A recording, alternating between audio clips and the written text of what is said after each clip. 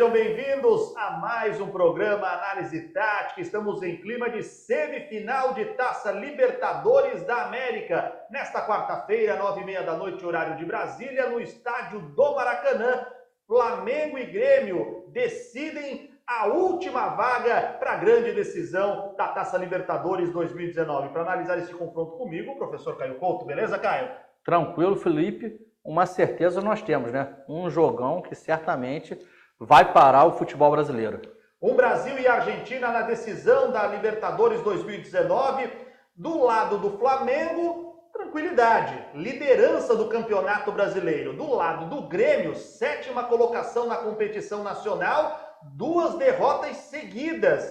Não chega talvez tão bem, é bem verdade que o time de Renato Portaluppi vem sendo aí mesclado para que cheguem com força máxima os jogadores para essa partida decisiva. Caio Couto, o Flamengo pode empatar por 0-0 por causa do 1-1 no jogo de ida, que está classificado.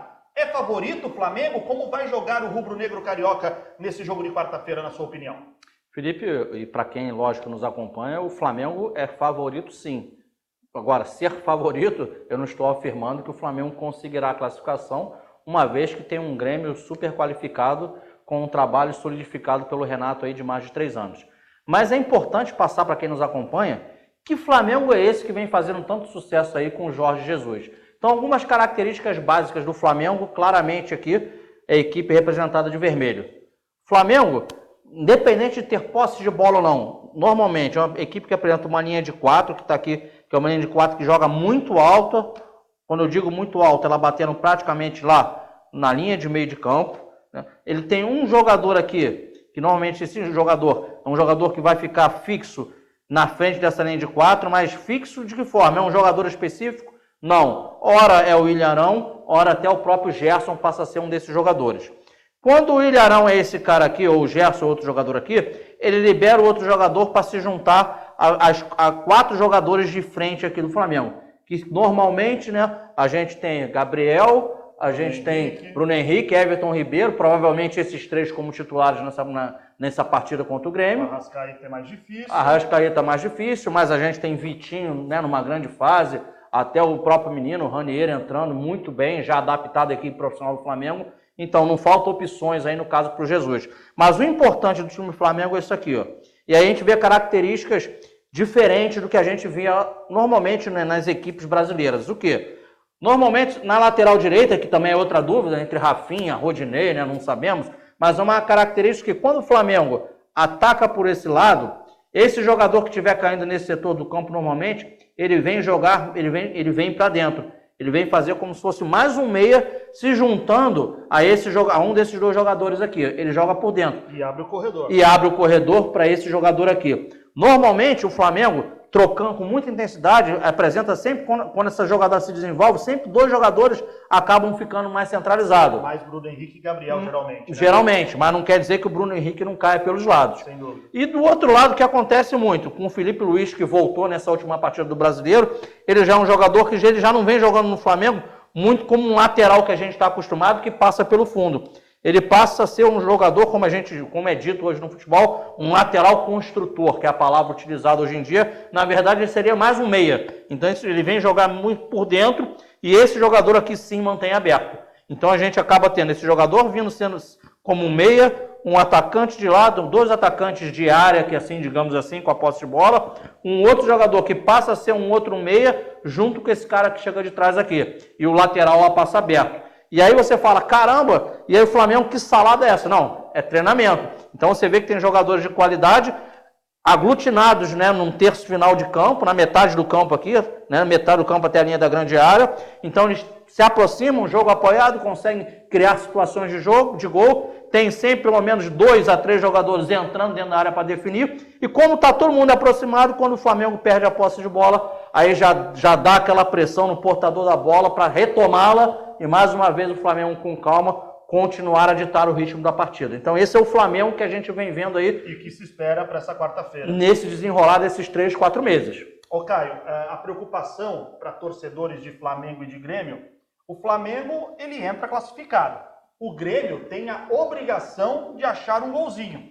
Então, A missão do Renato Gaúcho vai ser o quê? Não deixar com que o Flamengo tenha mais posse de bola, provavelmente, para que ele possa apostar ou tentar construir o seu jogo. Você entende que o Grêmio ele vai ao Maracanã para propor o jogo? Ou ele, conhecendo essa característica do Flamengo de tentar ser avassalador, ele vai tentar jogar em transição para tentar o quanto antes o gol e ter um pouco mais de tranquilidade nos 90 minutos?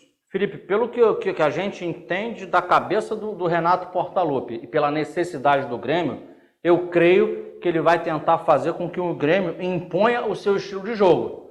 Lógico que do outro lado teremos o mesmo Flamengo, por mais que ele tenha vantagem de, caso não leve gols, ele consiga sua classificação, mas o Flamengo, eu acredito que ele não vai tentar, não vai querer ser sufocado pelo Grêmio. Claro. E aí vai ser essa guerra de imposição de estilo. Agora, a questão do Grêmio é a seguinte: quando a gente fala que o Grêmio é muito parecido com o Flamengo, porque o Grêmio também, em conseguindo fazer com que o seu estilo impere, é uma equipe que também sobe a sua linha de 4, essa linha de 4 fica muito alta. Aí a gente tem aqui, provavelmente nesse jogo, Matheus Henrique e Michael, que está voltando de contusão, não é isso? E a gente tem um jogador aqui jogando por trás dessa linha de 3. Aí a diferença, então, a gente vê um Grêmio com linhas altas. Por que as linhas altas?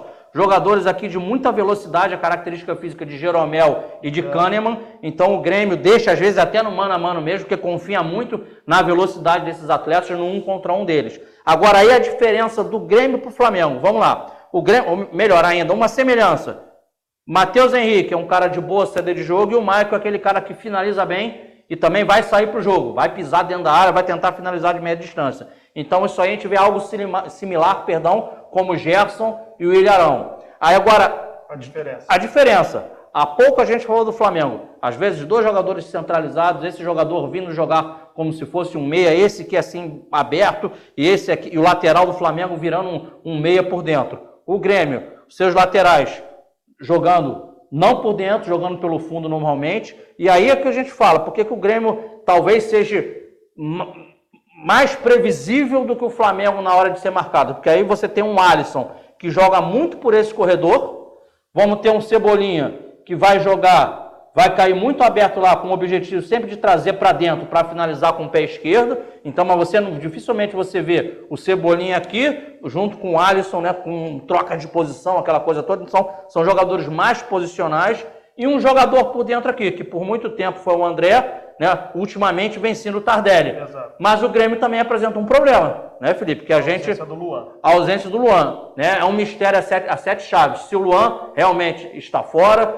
se o Jean-Pierre tem condições de voltar, que era o jogador que vinha fazendo essa posição. Então é algo que o Grêmio também tem aí que a gente não sabe o que pode acontecer. Agora, se os dois ficarem fora do jogo, na minha ótica, aí talvez o Renato pode trazer o Tardelli para trás, aí volta com o André lá centralizado na frente, ou bota até o PP lá na frente centralizado, que é um jogador também que vem sendo muito aproveitado, mas é claro que a gente não tem essa informação. Resumindo, o Grêmio também gosta de subir suas linhas, manter essa posse de bola no campo adversário, só que é uma equipe que esses jogadores são mais posicionados que os jogadores do Flamengo.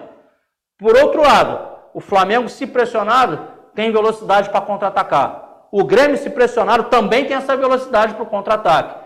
Bola aérea ofensiva também tem capacidade dos dois lados. Bruno Henrique, Jeromel, Esse é um grande jogo, né? Dentre outros, então, são jogadores capacitados para bola aérea também. Certamente, gente, teremos um grande jogo, como enfatizei no início. Flamengo favorito. Não digo nem pela questão do jogar em casa, que a torcida apoia, mas depende do que o time faz dentro de campo.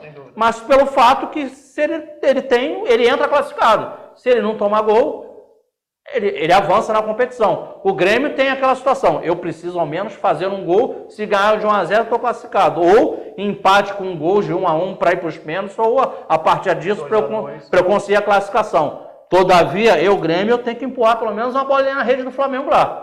Se eu não conseguir esse objetivo, eu estou fora da competição. Professor Caio Couto, bela aula. Valeu, Felipe. Você que está nos acompanhando, chame os amigos, dê likes, interaja com a gente. Com certeza vamos bater um papo de alto nível. Caio Couto, eu estaremos aguardando vocês para para que a gente possa falar mais desse confronto entre Flamengo e Grêmio nesta quarta-feira pela semifinal da Libertadores. O Caio disse que o Flamengo é favorito e faz sentido porque não precisa marcar gol para se classificar. Mas o Grêmio é o imortal, é gigante também, assim como o Flamengo, e vai tentar uma classificação épica à decisão da Libertadores. Quem passará? Vamos aguardar e ficamos na torcida para ver um Brasil e Argentina de alto nível na grande decisão. A todos um forte abraço.